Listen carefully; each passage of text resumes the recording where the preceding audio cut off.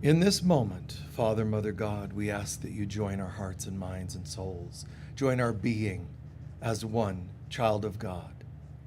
Draw us together, light workers around the world, daughters of heaven, children of light, children of God. Throughout many generations, the variations of names, but they're all one thing, which is the remembered children of God.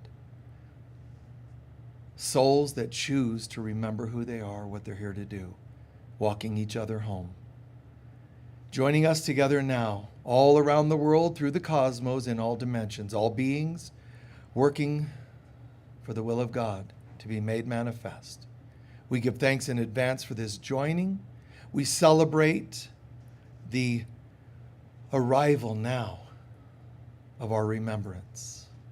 We celebrate the movement into higher consciousness, higher dimensionality, higher levels of love, unconditional. We give thanks in advance for this. We extend to all of our brothers and sisters throughout the cosmos. Thank you for joining us.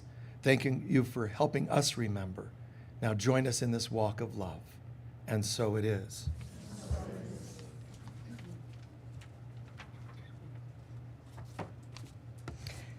From the book of 1 Peter. Who is going to harm you if you are eager to do good? Even if you should suffer for what's right, you are blessed. Do not fear threats, do not be frightened, but in your hearts revere Christ as Lord. Always be prepared to give an answer to everyone who asks you the reason for the hope that you have. But do this with gentleness and respect, keeping a clear conscience, so that those who speak maliciously against your good behavior in Christ may be ashamed of their slander. For it is better, if it's God's will, to suffer for doing good than for doing evil. And so it is. Please join us in reading our mission statements, which are located in the white card in the seatbacks in front of you. And together we say, the Global Center for Christ Consciousness is a spiritual center for students and masters on the spiritual path. We are dedicated to awakening the inner Christ and to creating a world of love, peace, joy, and abundance.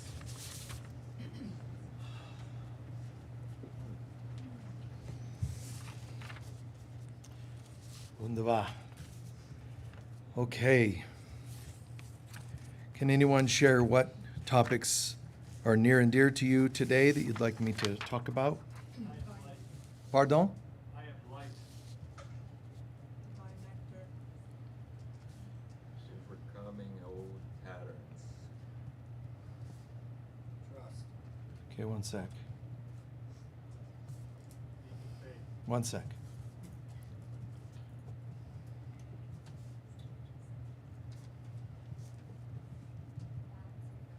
What is it? Balance. One more. Friendship. And friendship. Thank you. Okay, good. Thank you.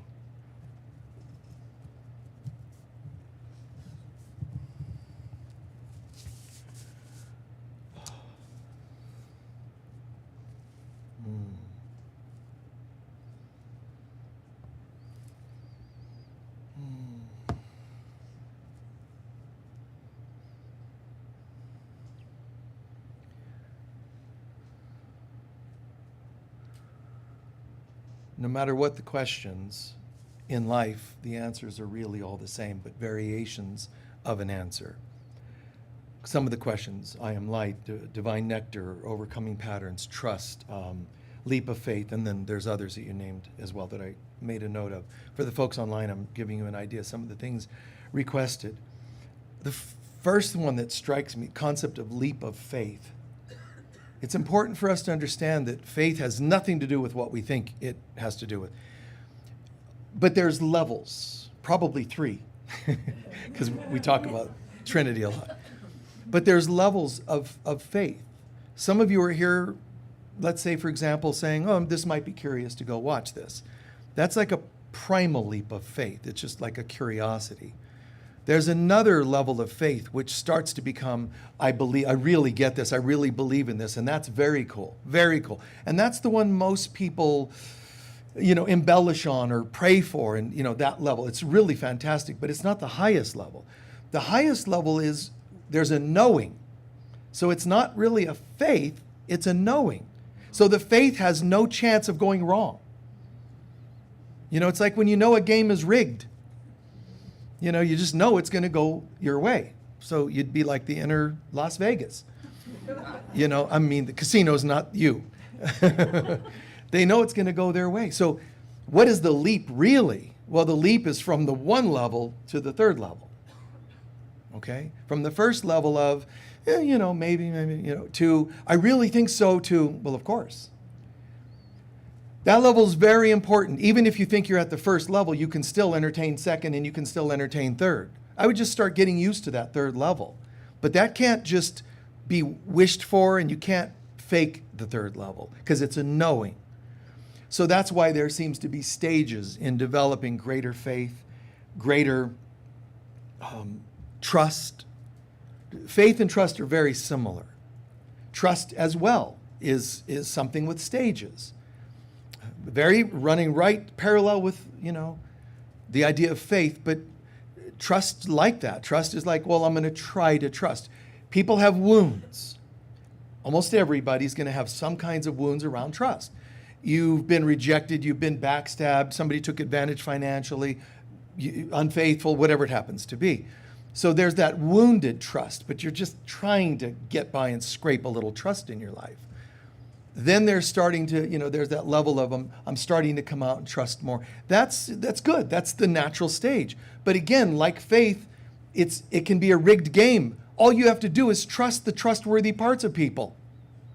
It's really an interesting little trick. Stop trusting untrustworthy parts. I can't believe that my friend who's been in jail 15 times for theft stole my wallet. I was trying to trust. I even looked up to God when I handed them my wallet and said, I'm going to lend this to you. Can you hold this for me? They're like, absolutely. So again, 3 stages. Everything starts in that fundamental, then the development, then the attainment. They're just natural phases of life.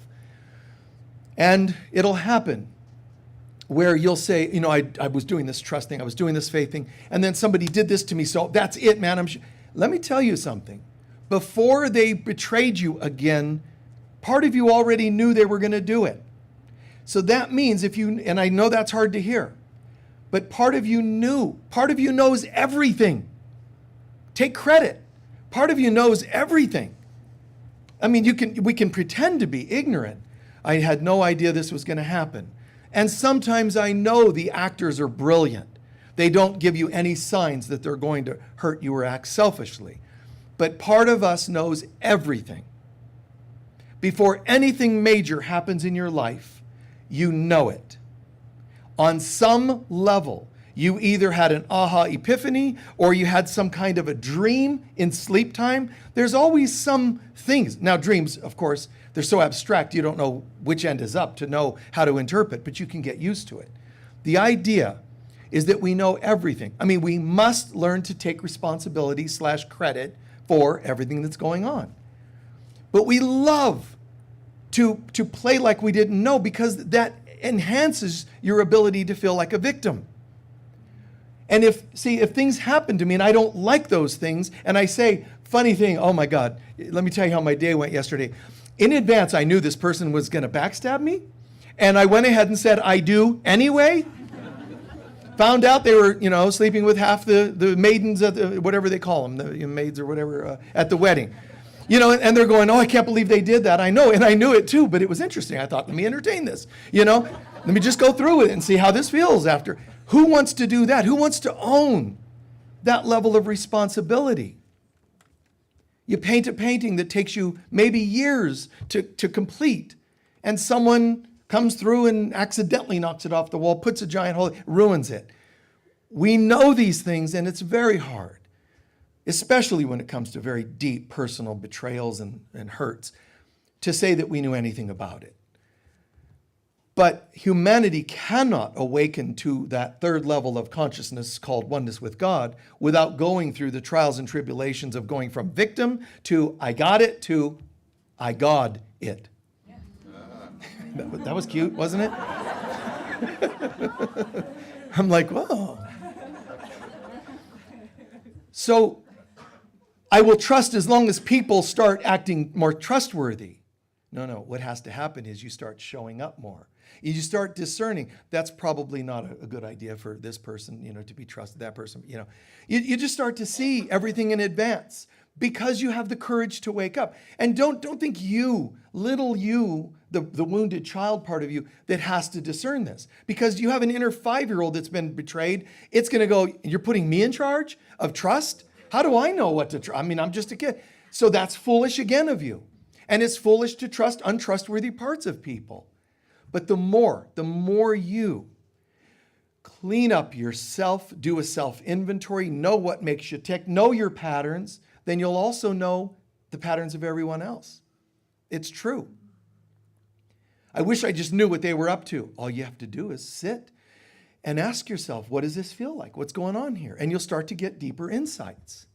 It's actually an amazing thing, the process of it's almost like you're accessing constantly the inner intuitive and the inner counselor. So you can see things. Before you lose a partner, you know this is happening.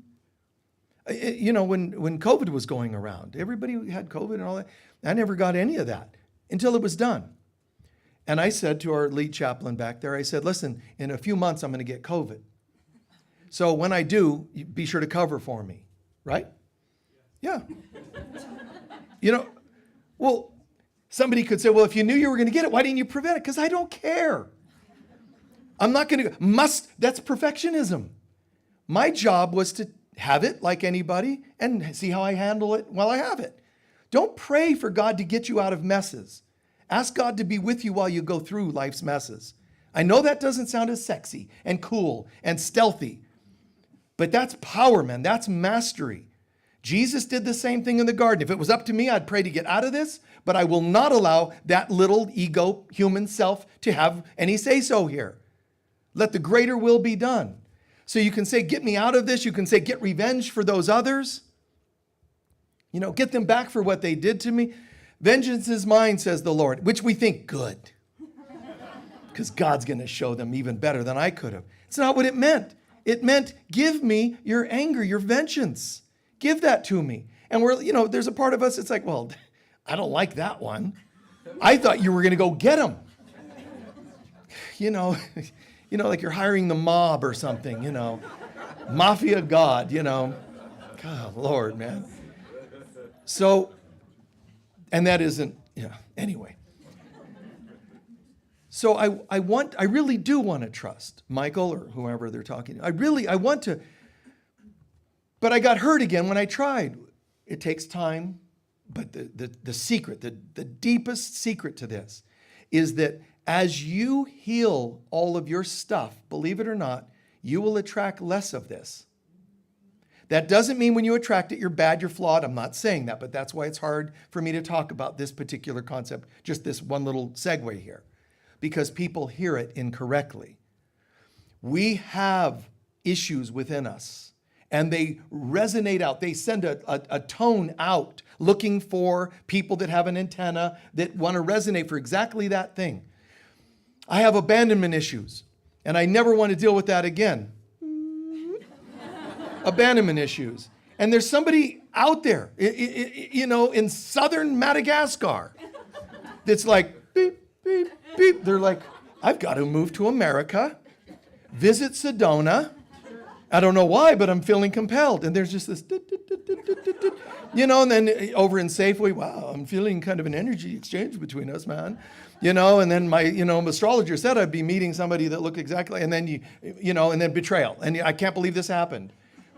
How did you know? If you knew you you would know where this was going to go. Oh, so you're saying I shouldn't date anybody. See, that's the fatalistic ego trying to ruin our opportunity. No, it means take a break. Get to know the part that's got this little antenna. Get to know why that rises and sends out a frequency to people. Anybody want to take advantage of somebody? I'm your person. Instead of a third eye, you've got something else here. And they just go, oh. And they see you coming from miles away. There are beings at the other end of our solar system, the other end of the universe, that somehow you're perfect for them. Because, they're out there somewhere in the dark parts of space, and they're just, it's called hell, and they're just, I got nothing to do. And somewhere out there, someone's going to eventually call them and say, we've got an assignment on Earth. There's somebody that tends to have this pattern of attracting, unfaithful, hurtful, selfish narcissists. And you're like, that's me. That's me all over. I'm out in the dark parts of space floating because that's me. And they'll fix you up. That person will come, being born as whatever it is. Could be your own child, your partner, parents, whatever. But these things are humorous, except when you're in it. Then it's not very funny. But when you start to say, oh my God. I shared this a few months ago, and you guys got kind of a rise out of it. But a great author related to subjects of codependence. He wrote books on addiction and codependence. And he said, I always knew, if I went to a social gathering, I always knew who the most dysfunctional person in the room was, because it would be the one I was attracted to. It's like, oh. Now, I'm not saying you should never connect with somebody who has issues, because people have issues. But you can learn to discern whether the person's working on those issues. I would never tell somebody, yeah, I'm the person to date. I'm perfect. What I would say if I were you or me or whomever is I would say, I can't guarantee that. What I can guarantee is, generally speaking, when something's going on, I go here. I don't take it out on you. I go here as often as I can. That's called a responsible person. And then the other person could go, really? Wow. You mean I can sit and hold space when you're going through stuff because you're not throwing things at me? That's little chance, Unless I regress to past life as a baseball pitcher, but then it might happen. But other than that, yes, and that's kind of sweet. Our promise is not the fake ones we do on the altar. The promise is more like responsibility. I'm going to go here and you're going to go. Wow, that's pretty cool, because then the container becomes something amazing that we enter, even with our wounds, because I know we're entering a safe container. Even with wounds, it's safe. As safe as, at this point, I can create. See, so we can now dance within that particular frequency. So there's not a leap of faith. It's something you build with consciousness. You don't jump in, catch me, Lord, and leap off a cliff. That's not how this is done. It's, I know where I'm at. Even as a human being, and I hear, catch me, Lord, I'm going to fly off the mountain, and you hit the bottom, you go to the other side. They go, what were you thinking? I don't know. I just thought I would trust faith. And they'd say, well, now you got to go back 10 more times to work on this faith thing. So, but at the end of the day, really, it's not catch me, it's know the truth and respect the illusion. I know the truth is I am not a body, which means I can fly. But I will respect the illusion, which is I don't know how to yet. And just accept that. I want to trust and leap in faith, trust towards other people and faith towards God or other people. But you know what? I know I'm not all the way there yet. So call on God that does have the full faith and knowing of what's true, and ask it to remind you who you are. I don't know if I can handle this relationship that I'm in. I don't know if I can create another one. I don't know how to get out of this one. All those humanistic challenges, money issues, relationship issues, you're calling on the divine that does know. If you keep trying to control your development of faith, you're still a limited mortal trying to get something to happen. If you keep working on your mortal human ability to trust, you're sort of asking for trouble. It's better than not trusting at all, but it limits how successful you can be. All things you do with God. I don't know how to trust, but show me. I want to have faith, but I'm not certain how. And it doesn't mean you necessarily manifest some book in front of you. Wow, what a coincidence. It's a miracle. It's how to have faith in 10 steps. Sometimes it's just a shift in here, less anxiety. Those miracles are the great ones. It's not always the external, the clouds part and you see, angels descend upon the earth. It's not always fanfare. What you really want to learn to watch for is little shifts. Those are called miracles, psychological miracles. I was tense, and yet I'm not feeling tense anymore. I felt like I'm totally outarmed, outgunned against addiction. But I'm going to start my program with acknowledging I've got issues, but I'm calling on God to help me through them. Don't try to do things alone because you're not alone. The ego will always try to make you think you're outgunned. You can't possibly pull this off, whether it's starting a business or whatever it is. But if you try to do it alone and it fails, you're going to confirm failure. Now, no need to trust, no ability to trust or have faith because you just tried and it failed again. It's an interesting thing because you learn that I want things to be a certain way so that I will trust them. And the way Spirit works is everything comes from your consciousness. If you are not already in a state of true higher levels of trust and faith, you won't be able to see miracles from it. We're thinking, as long as I'm under control, I'm in control here. Show me and I'll have faith. And that's why Jesus told his own apostles at times, no, I will not heal you of everything you want me to heal you, because I want you to start having the faith, and then you will be healed psychologically first and foremost. And it might manifest physically. But if you sit there going, where's my healing? That's obviously signs that you don't have the faith to be healed. No, I want you to heal me anyway, and then I will have faith. You see how it's reversed? One of you asked about something called content versus form. And that's playing right into this. When you pray for things you want to see in your life, things, even in emotional things, when you pray for things, you're actually praying for things, which is called form, flesh, things of the 3D world. You're asking something of the supernatural God that is not form to fix your form for some reason. Well, I would be better off if only.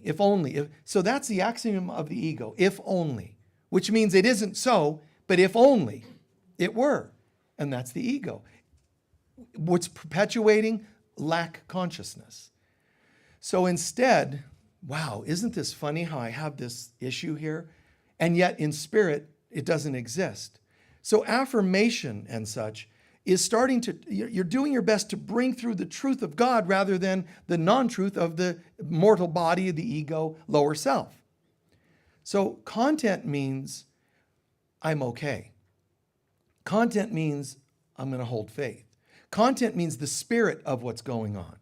If you have a dream or just a hope, I want to get married. To who? I want a partner. Why? Well, I want someone who, and you go into the person who's going to be your partner, your ever-loving, whatever it happens to be. I want a lover. I want money, somebody to share debts with me, and so on.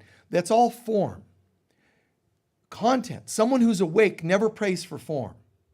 Someone who's awake instead is praying and giving thanks for content, which is, I'm not alone. The other person's praying for someone to be with them so they're not alone. That's bodies. Do you see that? The other is, I'm praying to feel a sense of oneness within myself. And so it is. And you kind of soak that up. And you keep doing that. Now, there's always someone that's going to say, okay, well, that sounds really fine. So what you're saying is I can never have a partner. And that's fine. I'm so glad that I'm spiritual. But that's not God talking. That's not God talking. We love to put it in a negative context so that we don't do it. When you have the Spirit, the content of it, you have everything. That's why Jesus is saying, even when people persecute you, as the reading from this morning even when people are challenging you, they'll even challenge your goodness. I mean, I've had people look at me like, when I've gifted them something, they're like, here's a $20 bill for the $3 Pepsi you gave me. I mean, it's so bizarre. They start, because people they tend to not believe in goodness. It's amazing. The word good in Old English is the same as God. You didn't say good, you said God. So it's interesting. Those two words are directly connected. And if you don't trust in goodness, you don't trust in God. On some level, you don't really trust in God. When somebody's offering you, I see folks once in a while on the street. My first thing is when I see somebody walking, especially on that big hill down the road, do unto others, and so pull over, especially when it's snowing and people are like and they didn't know what's going on to get down to whatever they're going down there to. I tend to pull over and give a person a ride. I try. But it's interesting because the world perpetuates this. Oh, you give people rides. Oh, statistics say, don't tell me statistics. I'll tell you one. I never want to hear anything you have to say again. The actor or performer, whatever he is, Eddie Murphy, got arrested for picking up a prostitute. He swears, which you're going to hear in Hollywood, I was just offering her a ride. But he said, ask all my friends. I do it all the time. And I like that. At first, there's doubts. Oh, come on. And, come on. You see some girl. I think that's a good thing to do. Not you, for you to do. I like it. You have to decide what works for you.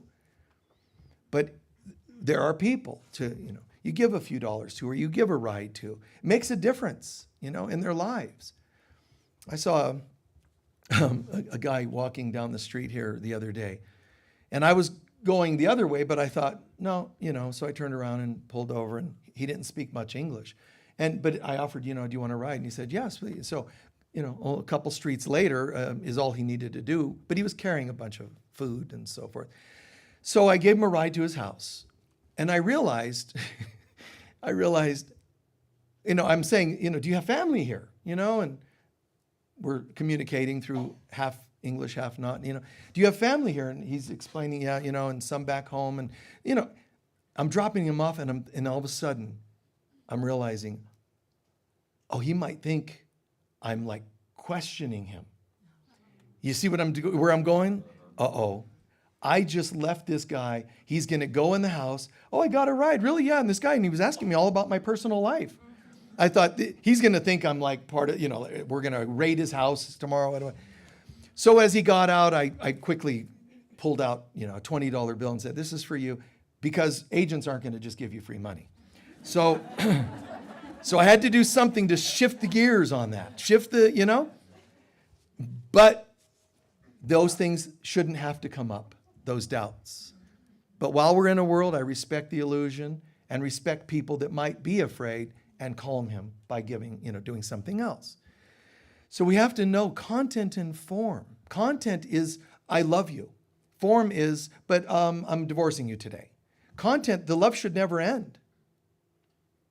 But if I only married you on a form level, all we're doing is transactional. All we're doing is moving puzzle pieces or chess pieces around.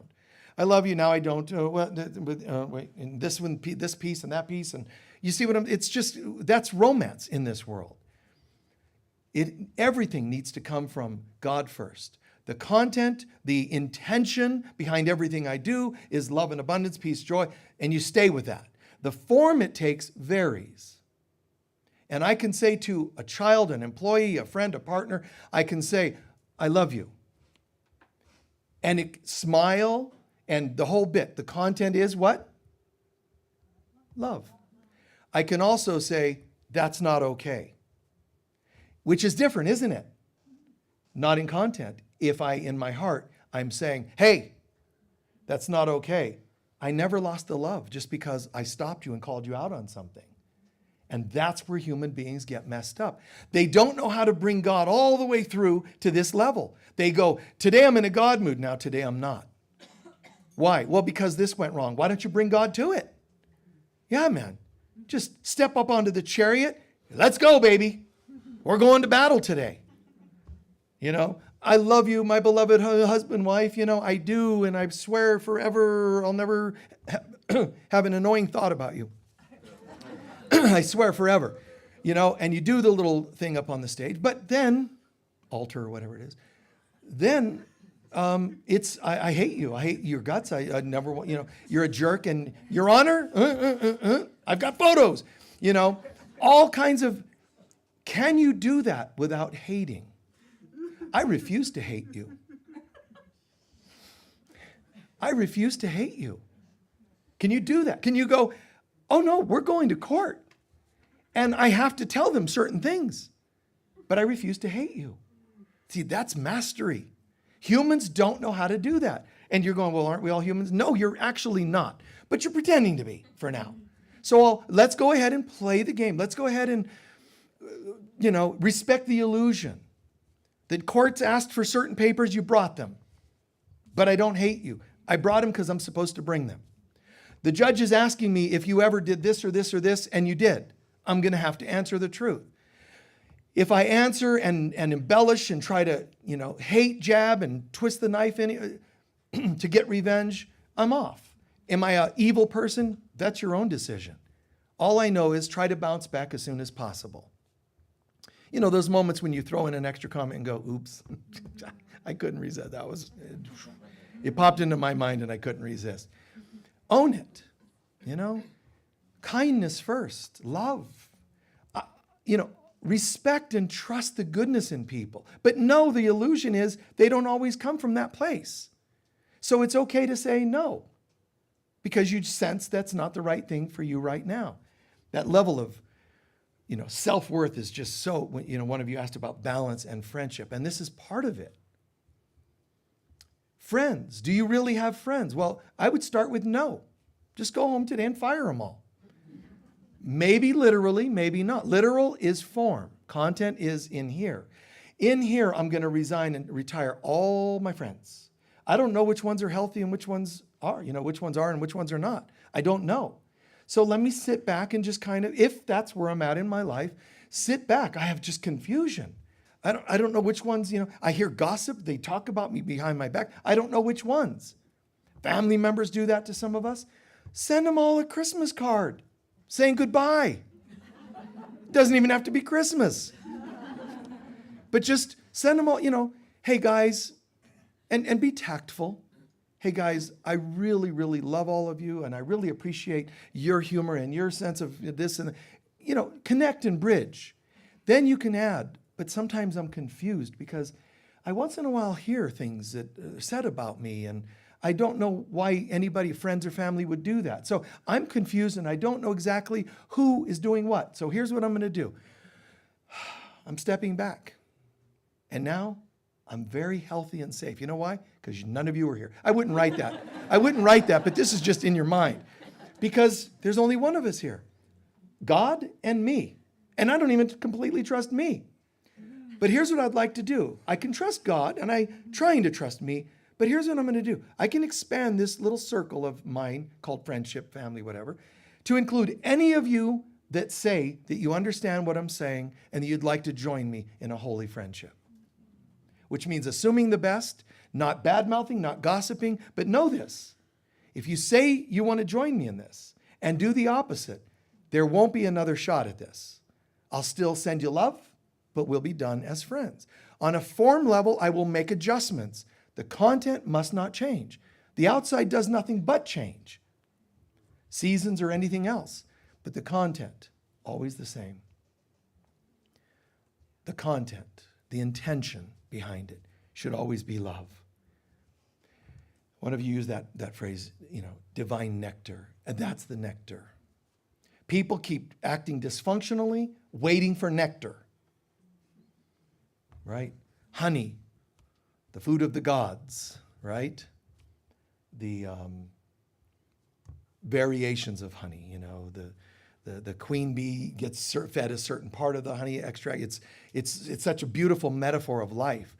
This is what I want. I want to live in that golden beauty, honey, the nectar of the gods. I want to only ingest and experience that golden, that beauty, the sweetness of life. This is my space, and it's going to take me some work to do this, even if I'm just by myself. Then start expanding it. People that are willing to say, I can't claim to be perfect friend all the time, nor do I expect you to be my perfect friend all the time, but I'm willing to dance the dance of responsibility. You can count on me. So you're saying we can call ourselves a we as friends, which means any decision you make, you'll consider me in that because we're a we, not a codependent thing, but you just see us as we're a team.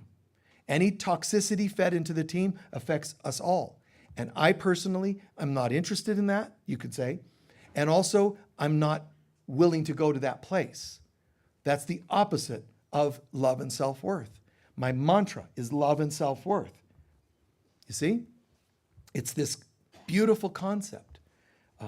Overcoming patterns, you asked. And it's the same thing. The patterns aren't overcome by you just refraining from them.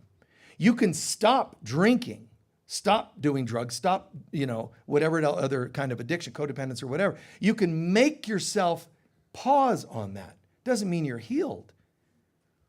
That's why real work, counseling, using counselors and 12-step sponsors and 12-step program and so on and so on and so on.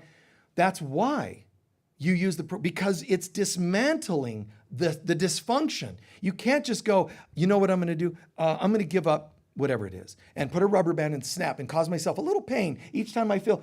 That's behavioral modification, which is proven to only last temporarily.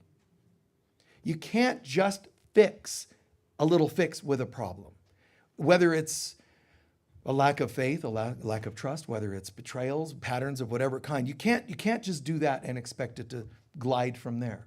Instead, patterns come from where? You see, I have experiences. Hidden behind every experience is generally a pattern. That's why the wise books of the Bible, there's a saying, nothing new under the sun. Whatever you're experiencing out here, it's part of a pattern. You can think it's not. And you can even trade things. Your addiction can go from a certain drug to a cigarette to coffee. I mean, you just trade addictions. The problem's still there. I don't know how to be with me. So I don't know how to be with me. So when I suddenly, one day I'm sitting there and I go, oh, we're with me. I got to have something to pull me one way or to stimulate me or sedate me. But I can't be with me. That's a very sad statement. And if I were you in those moments, I would say, you know what, God? I just did something horrible. I was sitting in the presence of one of your children, me, and I was appalled. It made me want to run to drink or call somebody or do something other than be with me. Here you created me as a holy being, and I just performed an act of rejecting that. Try that. Own what you did, and then say, and I was mistaken. It's a funny thing, God. I think if I interview you right now, you would say, I love being in your presence. And I said, no, I don't. Why would I want a different thought other than a divine one? If you would like to be in my presence, I must not be so bad. So I'm going to get used to, but I'm asking you to show me how, Lord. How to love being in my presence. And whatever form that takes. And sometimes it takes the form of tears. I feel so ashamed that I didn't like myself for so long. I feel ashamed for the things I did on a form level for not liking myself very much. And maybe it'll be tears, and maybe it'll be shame. Maybe it'll be rage for a moment. Oh, I can't believe I did that.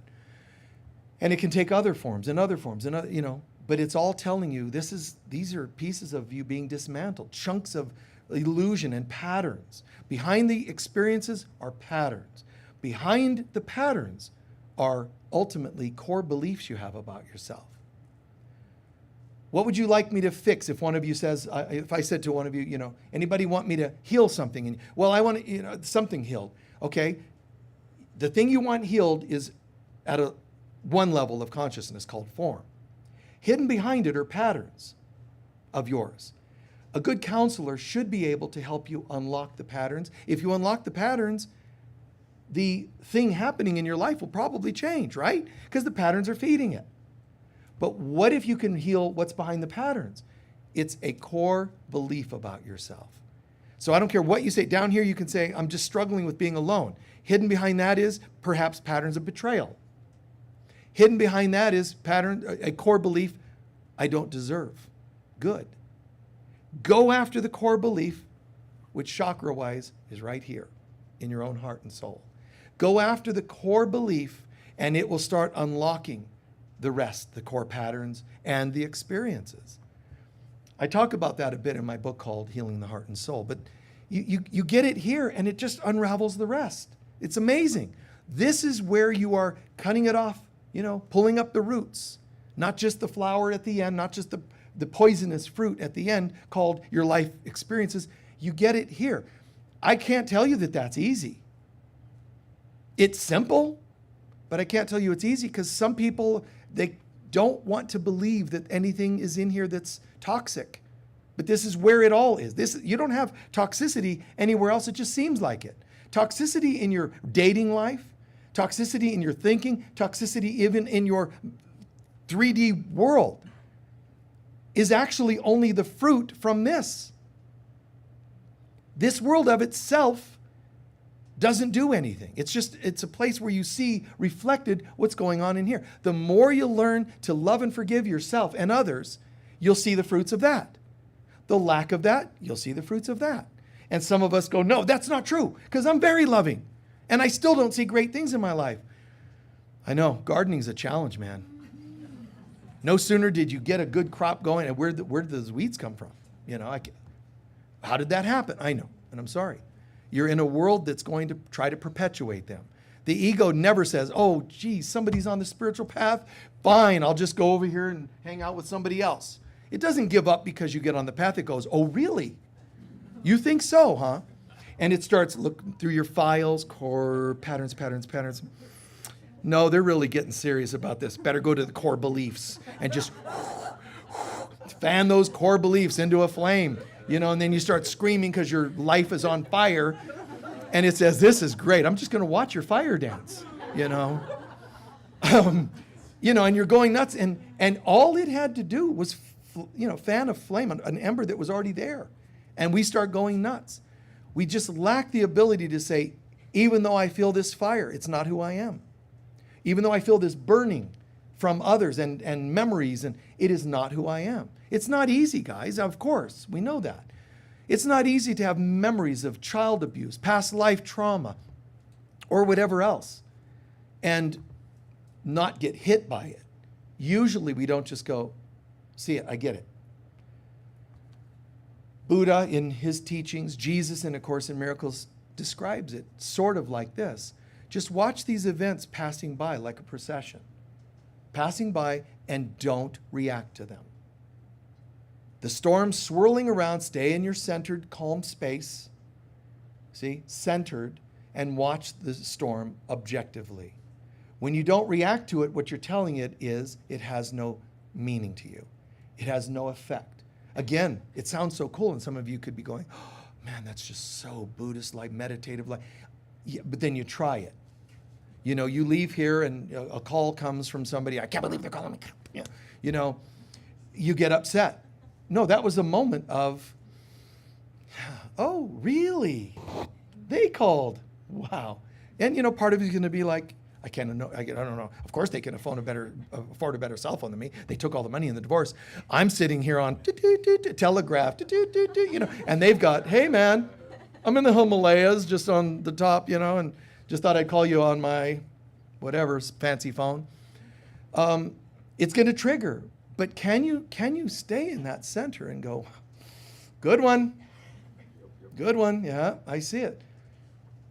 It's rare that these things come at you that are just like non-eventful, non-essential to you. Of course, the ego is going to come up with stuff that's going to trigger you. I wish I didn't have any issues. I don't even know what that means. You wish you didn't, but you do. Yeah, but I wish I didn't. How is that helpful? I wish I didn't react to them anymore. Then let's talk about it. Because true therapy healing is that you talk about these things and work them until there's no reaction anymore. You therapy them until they're dissipated. That's one option. And sometimes that therapy is intense, psychosomatic kind of work. somatic, I should say, kind of work, body center work, and other times it's casual conversation. Park bench, so, oh, did that happen to you? It's, you talk it and you work it. The first time I remember hearing about somebody having abused one of my daughters, I knew this had happened, but I was left out of it, and all this. One day, when I was told, it absolutely devastated me, the details. And just like, the tears, the anxiety, everything. Because everything died in that moment. Right? All hopes that it would have been different. All hopes that wouldn't have happened to her. Everything is happening all at once. The horror of a human being going through this, that, and all of that hit me at once. And then I spoke about it maybe a year later, and still tears and feeling and overwhelm. And now, very little or maybe nothing, because I've worked through it. Now, if I speak of it and it hits me, if I shame myself for that, I'm not getting very far, am I? If I did it right here and it broke me up, on some level I have to appreciate, do I sit and go, there's these strangers and they're probably judging me? That's not trust or faith, where we started half an hour ago. I have to know whoever's sitting there somehow is healthy enough to hold space, because this is where I chose to process this. You see what I'm saying? Well, I wish it was in the privacy. Yeah, great. Thanks for sharing. But it isn't. It was right here, and there's hundreds and then hundreds online. It is what it is. And on some level, if that happened, I could go backstage, as it's called, and sit and I could go through a lot of thoughts. I can't believe I broke down in front of an audience. You can go through all that. Fine, go through it. Get it out of your system. And at some point, form was inconvenient. There were people in the room and so on. Content-wise, help me to see this from a place of content, God.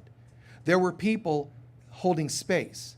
Chances are the majority were like, holding space. Even if there was one nut in the audience going, I'm really glad that you're like, you have issues like I've got, because I was listening to you and liking what you were saying. Now it knocked you, this is what some of them do. It knocked you down a few notches. They want that for spiritual teachers. They want to see them broken down so they don't feel so limited themselves.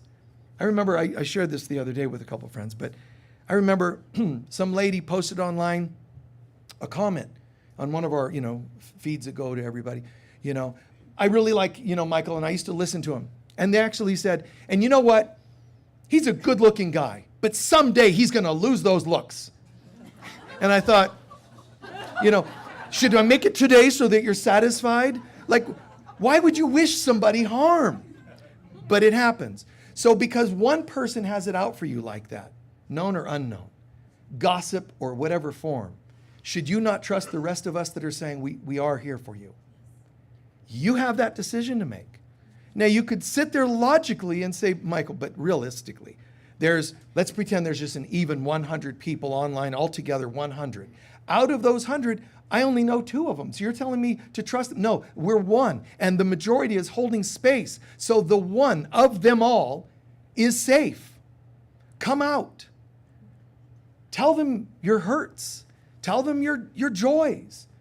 And I'm not talking about talk people to death. I'm just talking about come out in here, content first.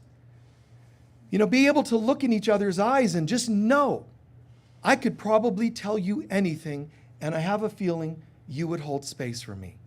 Do you believe that's true in this room? Yes. It's true. And some of you, I don't know them. Again, I don't shame you or wrong you for that. It's sad that you haven't been there yet, to the place where you can trust them. That if I can trust one of you, and we're all one, there's a part of everyone that I could trust. A part. Are they all fully aware of that part? No, and maybe that's not the person I'll share with today. But don't let one bad apple spoil the whole batch. Don't let one, thing that's a little off make you ever think you have an excuse to not trust. That's your thing. Using other people's misbehaviors as a way to not love, not trust, not have faith, whether it's God, others, close family, friends, Whatever your reasoning, even if you've had several people act hurtfully in your life, believe it or not, it still doesn't fly at the end of the day. You can think it does. No, you don't understand. I've had 38 people betray me, so I have reason to not trust. Where's the line drawn? If I had one shy of all of humanity betray, it doesn't mean that everybody's untrustworthy. It means they're not there yet. And if I show trust and faith in them, you know what can happen? I'm fanning a flame in them that makes them come out more. I've seen people that just hate people based on color, gender. I've seen people hate people based on the profession, and it just doesn't make any sense. I've met people from the greatest service to humanity to mafiosos, and find myself bonding, bridging, laughing at stories. Because people will come out into their humanity more when they're heard. You know? Well, what was that like? You know, and you go there with them. Whatever they're into, you bridge with them. What are you know, about? I mean, there's certain music that wouldn't be my kind of thing, but, you know, greeting with people like this. One airport, Tim McGraw, you know, band, or, you know, and they come into the part of the airport I'm sitting in, and they were I could tell, you know, it's like when you get into miracle working, you have these spider senses, you know, it's like, you can just sense something. There's a disturbance in the force, Luke. So I look around and I could tell these guys are kind of looking around because they wanted to sit together as a band and talk about tomorrow's gig that was, I think, in Houston. So they were talking about this, you know, and I said, hey, you guys, you can have my chair, because they were one shy of being able to sit together. So I moved, you know, and they're like, what? Where are you going to sit? On the floor. It doesn't matter, because good is more important than what you think matters. Matter is matter. Content, love is fantastic. Don't let matter scare you away. Go for the intention. Go for the content. So these guys got to sit together. So I'm just sitting there doing my own thing. And then all of a sudden I hear a conversation they're having, you know, because they're musicians, obviously high-end musicians. And I'm like, did you guys just mention George Harrison? And they're like, oh yeah, we love George. And I'm like, then why do you play country western music? No. So I did. I actually did. I said, I got to ask you. You guys are talking about music that's like, but you play country western. What is it? What's the draw? If you love this other kind of music, that's what they love. And they said, because country music is simple and people connect with it. It made sense. Now I'm healed on that consciousness, that particular thought. They love what they do. See? And I loved that they loved what they do. So it's very beautiful. So wherever you are, there's someone that could be saying, can you hold space? Guarantee this. I'm guaranteeing you. Every day, 1 to 1,000 times per day, someone is asking you to hold space. How many times a day do you notice it and answer the call? Well, I think a couple weeks ago there was this. No, every day. Whether it's someone in a grocery store, and I don't mean you always have to hand out cash, it could be a thought, a prayer, it could be just a blessing, it could be money, it could be a handshake, it could be a smile. People are asking for it every second of every day, technically. But at least dozens of times outing it, and few times really, really per day hoping someone will answer that call. And human beings are so afraid, in a state of fear. I'm afraid of what might happen if I offer help. I'm afraid of being rejected or criticized if I do. I'm afraid of this, pull over to give somebody a ride and they get kind of freaky. So, then that scares you, and I probably shouldn't do that again. We keep running on post-trauma. Trust and faith are not at all rooted in post-trauma, other than you see the post-trauma going by while you're waving into new faith and love and trust. But I cannot tell you where to practice faith, where to practice trust, because it's different for everybody. But are you doing it at all? Trust in people's goodness. You don't have to give of yourself to where you're now financially broke. You don't have to give hugs when you're afraid that they might react a certain way. but find out where you can give. Would it be okay if? Would it be okay if? You try it out. Ask. And then just realize, remember, always remember as I'm closing, give thanks. Don't just gift. Remember later on, wow, and give thanks. One quick story happened just the other day. Judy, who runs her estate sales in the Verde Valley, she had some lady who makes homemade Mexican food. And they connected one day, and the lady brings it every so often. So the lady said, "Can I bring some the food, that Judy buys, to the estate sale?" And she said, "Sure." The lady came by, and she sent her son in to deliver it. So he comes in, and I kind of went, I could just tell they don't have a lot. So this sounds strange that I would act this way. It's opposite of what you would think. Instead of seemingly humble no, what I did was I happened to have several bills in my pocket or whatever, several bills folded. I took it out and showed it to him because there's 100 and then there's lesser money, but I took it out, showed it to him. "Isn't that cool?" And he's like, "Yeah." And I'm like, "Isn't that great? Here, this is for your mom for the food, 100, and then gave him, and it was like a $130 bill for this. And I said, "There's 100 and there's 50. The rest is for you guys." Now, my point was to program in his mind, anyone can have. Like, here it is, look at that. And I'm going to give some to you. And even a tip. You follow so far? It's offering something new. Ironically, I kind of went, "Cool, you got it." And he thought my arm was reaching out. So this little boy comes in for a hug. Now I'm hugging him going, "Oh, adjust, like, is that okay?" And because I didn't mean to make the kid think I wanted to give. And you can tell that's probably not something that happens to him every day. So he comes in for a hug. At the end of the day, he goes, they leave. The mom calls Judy, and says, "I want you to know how much I appreciated not only you buying food, the extra tip." And she said, "I want you to know I immediately took that money and went and bought food for my family." Now, can you limit that to one little miracle? I don't know. It started with someone gave me some money, right? And then whatever's behind that. Someone gave, now I have some. Now I'm showing this kid and I'm sharing it with him. He's feeling great. He shares it with mom. Mom's giving food to she tells Judy about it. See, that's how miracles are. They're not little collectibles on your shelf. Look at that. This was a miracle I had once 15 years ago. I had this one little incident. There's supposed to be an energy that you breathe in and multiply in, and they multiply and multiply. I tell you about it, you leave here going, and then you're at the store and some miracle happens. You could be the person, lighting it up, and you could be the person receiving it. But they just keep expanding. Have faith.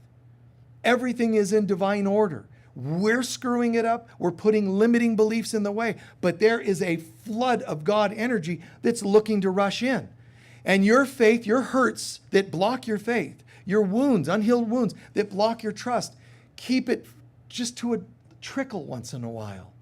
But that's us. We're the only ones that can limit that. God doesn't say, "Well, you only deserve that much." It can't happen that way. God cannot be that way. I am, and you are made in my image. So you are. Here we go. Boom. And we're like, doop, doop, doop. Only we can do that. And the we, what I'm talking about there, the we is our unhealed wounds, which feeds our ego, lower self. Kick the doors open. No more. That's it. God, in all forms, be with me now. Show me love and abundance. Abundance meaning not just cashola. Love and abundance of peace, abundance of trust, abundance of friendship.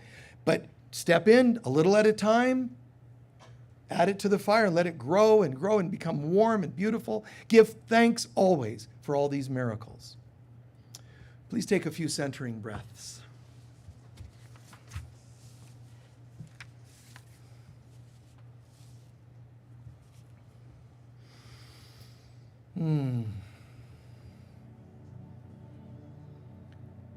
Setting aside all the stuff of the world.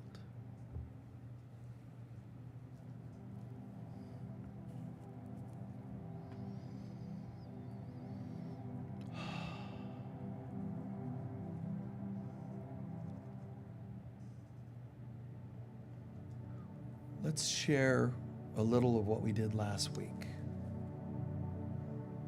Let's share a prayer, an exercise that isn't just a simple little thing, but something that is consciousness shifting. Try to believe, trust, have faith that we'll share something for just a few minutes and know that it will shift your consciousness permanently if you allow it to.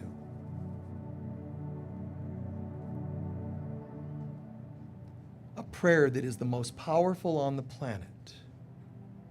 The Lord's Prayer that I won't do in Aramaic and I won't do a bunch of fancy things, Cherokee version, Old English version, and so on. It's enough as it is. The Lord's Prayer has 7 lines. Each is balancing, healing 7 chakras, each balancing 7 layers of your aura. Could that really be true? Yes, that's what supernatural can do. The prayer originated back with the Essenes, an inspired, powerful sect of people that lived in absolute dedication to God. So they received powerful things like this. They taught it to Jesus, and Jesus passed it on and shared it. It wasn't made up on the fly. The Lord's Prayer keeps us in humble communion with God. It doesn't belong to any particular religion. But even when it begins, our Father, it's not gender. Its original word in Aramaic, abun, comes from Abba, womb, Father, Mother, God. The original Lord's Prayer, abun, which means Abba, Father, womb, Mother. And that already starts us somewhere so deep, so beautiful. Our Father, Mother God, who is in heaven, but really God is heaven. This addresses the source of all, for all. It's not just a creator, the creator of all good, all real. And we're acknowledging, who art in heaven, you are constantly in a state of bliss, Father, Mother, God. We're acknowledging what God is on so many levels, and that we're plugging into that. Hallowed be thy name. It means sacred is your name, but I'm made in your image. Wow, can I say that? Hallowed be thy name and mine. It's like saying sacred and holy are we. Say that to yourself.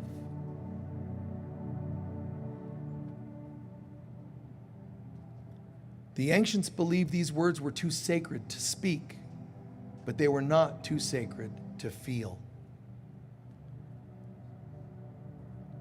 We can speak them when we're in our true identity, our true intention. Then we say that kingdom that we're acknowledging, thy kingdom come and thy will be done on earth as it is in heaven. What does it mean? Thy kingdom, the consciousness of God, because kingdom is consciousness. Your consciousness, let it come to me now. And your will be done. What is your will? Me. I am your will. I am the will, your extended will of love and light, even in this world. Your consciousness come and your will be done.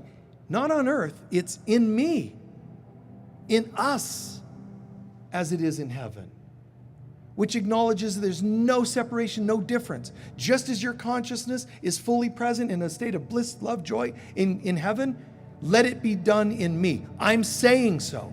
I'm owning, I'm allowing, decreeing. Let this be done. Not I hope. We're not begging. Let your will be done in me, as me, through me.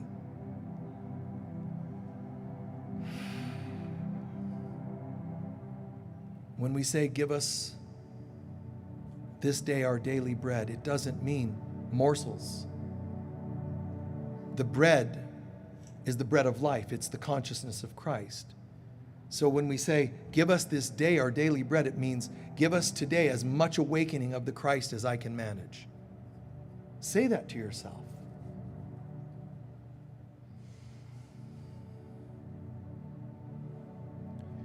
Forgive us our debts as we forget others. Our debtors. Very simple. This is actually affirming the release of all karma and contracts. Forgive us our debts. It means wipe all this clean, but I'm doing it too. And our debtors, including myself. It's an affirmation. Can you say that? Can you say it with true, deep intention? Forgive us our debts. And let us teach us to forgive our debtors. The wiping away of all karma, all limitation. Yes, absolutely. Lead us not into temptation. Well, God wouldn't lead us into temptation. But it means help me to not be distracted. Help me to not be tempted to believe in my old patterns having power. My addictions do not have power over me. So I'm saying it when I say this. Let me not go into the state of temptation to believe these things are real. Let me know the truth of God. Deliver us from evil is like saying a continuation of the last. Don't let me be tempted by false beliefs. Deliver me from such things. Show me instead what is truly valuable. And the prayer closes so beautifully. For thine is the kingdom and the power and the glory.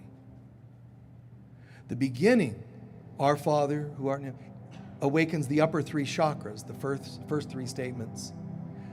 The next three heals and balances our lower three chakras. Deliver us from evil goes to the heart where we're holding all of our misbeliefs that I talked about earlier.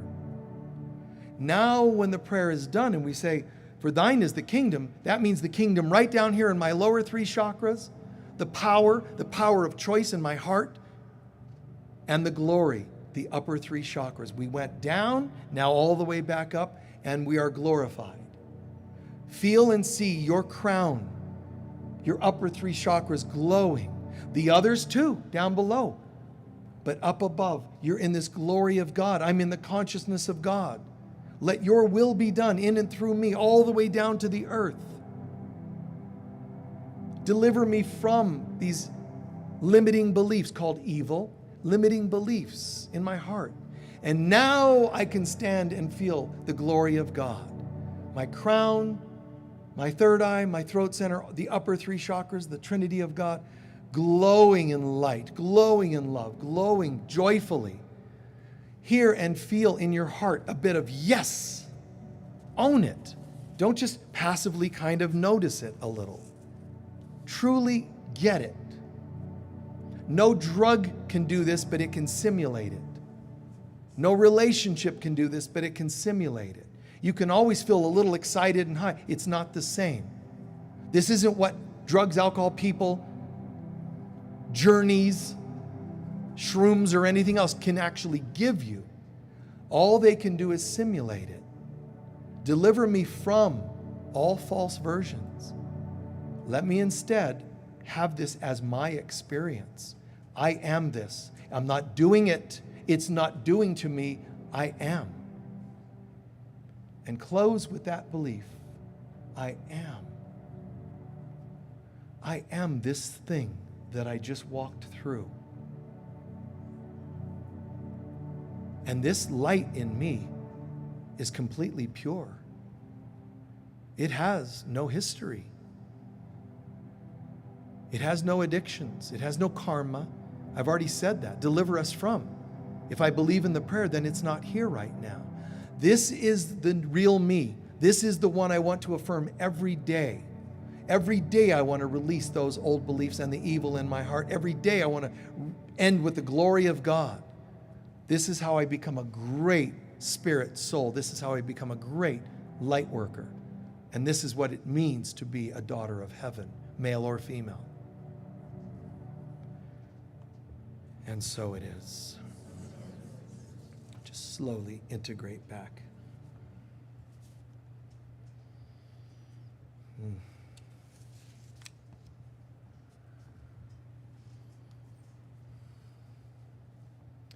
What are you feeling? What did you hear or learn today that might be most impactful in your life? From the meditation, prayer, or from the talk?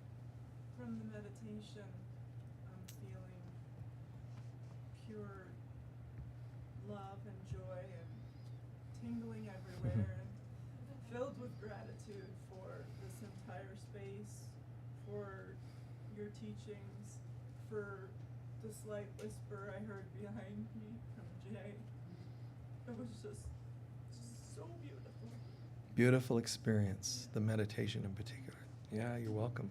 Bless you for sharing that. Anyone else? Yes?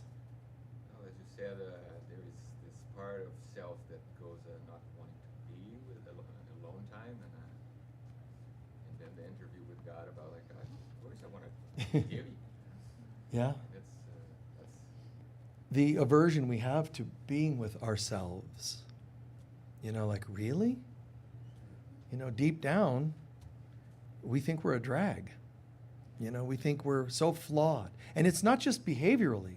We actually carry this weird soul level shame. Like, nobody would really love me if they knew me. And it's the strangest thing. If they knew which part of you. Yeah, we might be a little turned off if you're a narcissistic psychopath. I mean, we might be tempted to not want to warm up too much, but that's not the part you are. You're a holy child of God. That's the part that you must fan into a flame and realize, even if externally people don't like personality to personality, who cares? That's form. Surely there might be someone out there that loves gossiping and goes after you, or you to them. That's not the real stuff we're talking about here. This is beyond that.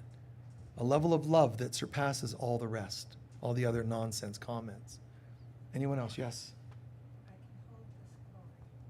You can hold this glory. Isn't that beautiful? Yes, yes. I resonate with the 3 levels of faith. I'm curious. I got it. I got it. Yeah. The 3 levels of faith. You know, the interaction, the curiosity, then the, oh, I got it, to the I got it. Yes. Feels like a short summary of the lower level being of doing, trying to be good, to becoming Christ, to being who we truly are. Yeah. Yeah. There's our trying to fix our life. Then there's surrendering a bit more to the Christ self and letting this part of our soul speak to help improve our lives. So it's actually 3 levels. The struggle, the not sure how to, what to fix, and this part that's, wow, so much easier. And then this part, there's nothing to fix at all. This is the I am, as God created me. Fantastic. One more? I am so grateful that I am right here, right now, like I'm supposed to be with all of us. Grateful to be right here, right now, experiencing, yeah. The feedback we get, folks, from all around the world, even videos of you know, records of these talks, 5 years later, 10 years later, people see it for the first time and go, oh my God, you know, this is what we're here to do. I can't settle. I can't do anything less than this. You know, and people will, for you too, you know, no settling. Try that. I mean, not become obsessive about it, but just overall, no settling. Don't just read any books, read the best. Read the ones that are the most soul-opening.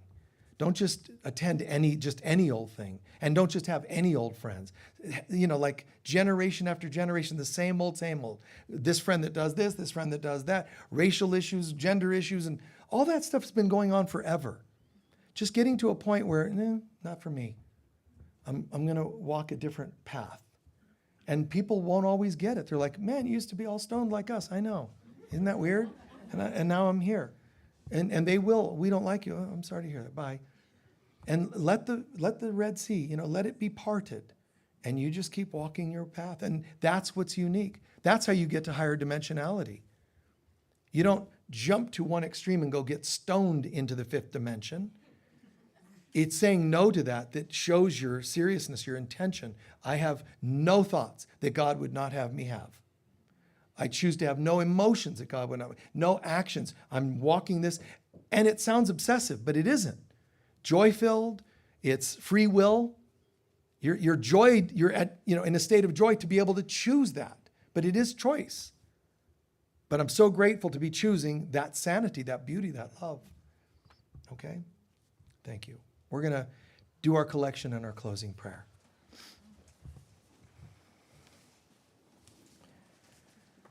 The folks watching online, I just heartfelt gratitude to you and the folks in the room as well. Just such deep connecting, such deep sharing, teachings, questions, channelings, and so on. Thank you. All right. Be as generous as you can be. Folks online, there's a link you can click to donate. Folks in here, your donations go in the bags. The baskets are for any extra donations that we use for people of lesser means or special projects that we're sharing or doing. All right?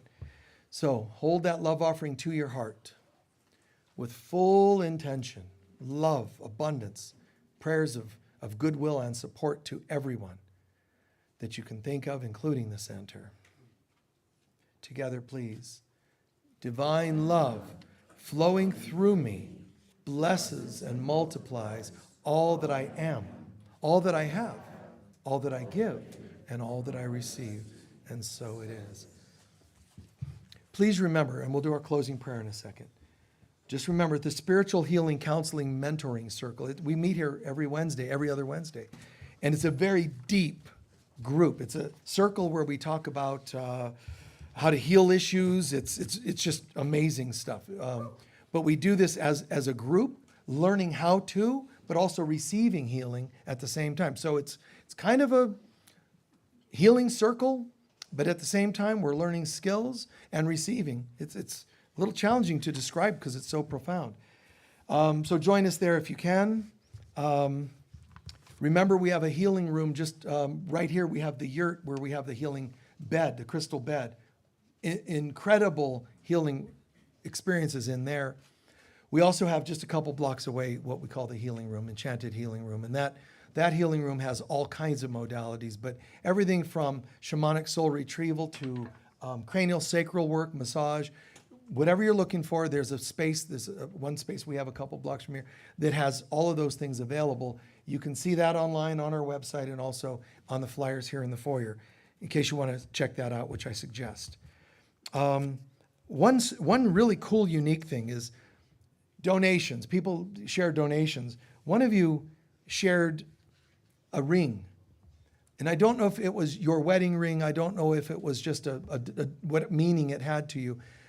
But just know that was very beautiful, meaningful for you to let go of a ring that probably held some past to it. Maybe, maybe not.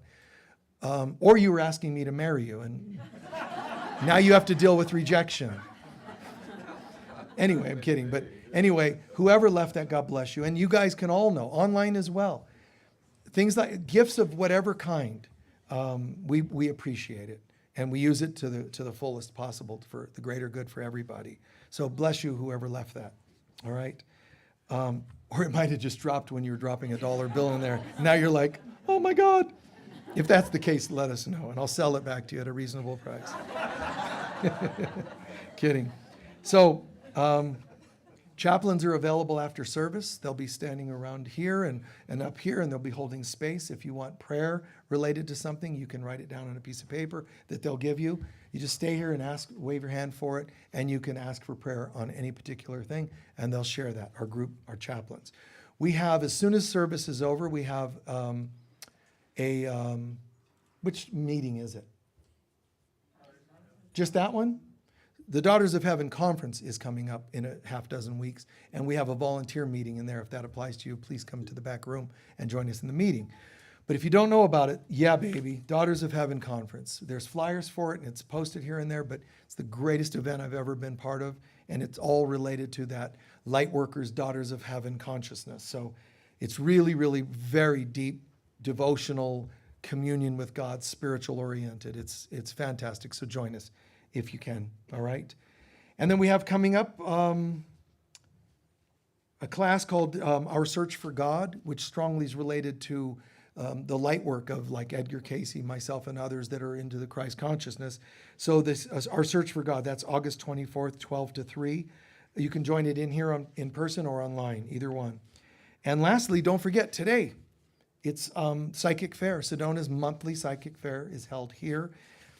Just some of the best readers in the whole region, and everything from healing work to astrology, numerology, palmistry. Understand, these are people that just have made it part of their life to tune in and say, God, what would you have me share with this person? And they use the things to read, your hand, your cards, whatever. But those are just the focal points. They're here to channel to you the light and guidance of God.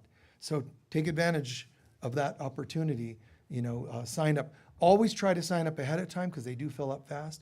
And if you're online and far away and you wish you could be, it doesn't matter, call. All these people are available by phone as well. You can do that, in your own time and space. Please stand for our closing prayer. It feels like we covered most, if not all, of the questions asked, and I pray I did. If not, I apologize, and you can ask next week if you have another round of that you want me to go into. Feeling, appreciation, and love. There's a lot of places I could be today in my life. I could be anywhere, doing anything. And yet somehow I chose to be amongst children of God in prayer, in learning, in healing, in trust, in faith. I'm very grateful I'm learning to choose better and better things for me, Father, Mother, God. Thank you for showing me this way. This is what I want in my life. And on the days that I stray in mind or behavior, teach me to forgive myself and bounce back as quickly as possible, because I know this is what I really want. The light of God surrounds us. The love of God enfolds us. The power of God protects us. The presence of God watches over us. Wherever we go, God is, I am, we are, and so it is. Before you leave, hug at least a couple of people on your way out. God bless. We're sending you all hugs online. Peace.